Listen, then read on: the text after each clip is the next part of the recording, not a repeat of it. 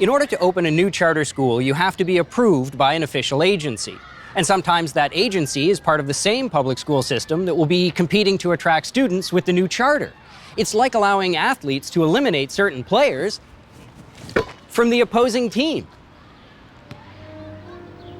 That sounds like a classic conflict of interest. It gives authorizers an incentive to reject promising proposals.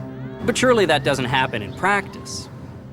We decided to start our first charter school in Massachusetts because at the time, the city of Springfield wanted to introduce some competition. The city was not performing well, and the superintendent saw that as an opportunity to bring in charter schools.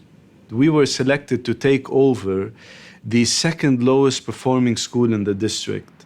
We opened as a K-7 school and grew over time to a full K-12 school.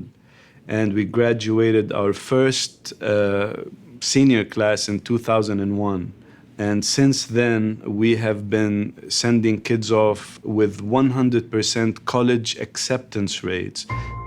But despite its record of success in Massachusetts, a proposal to open a SABIS charter school in Brockton was rejected by the State Board of Education. The motivation for rejection, no doubt, was political.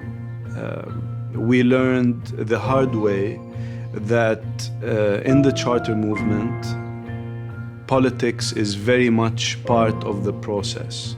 Unfortunately, it is not only about identifying a need and proposing a solution. There's a lot of politics in the mix. Is that true?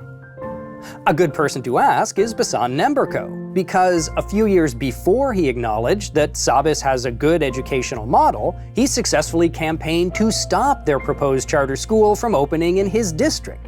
At the same event at which Nemberko praised the SABIS model, the moderator raised this question.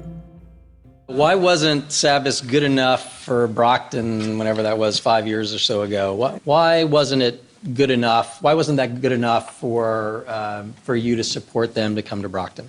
My title was Superintendent of Brockton Public Schools. So right off the bat, there's an enlightened self-interest involved in that. Basically, the issue was finance and politics. Had nothing to do, or very little to do, with the quality of the program. SABIS came, and we saw that as a threat.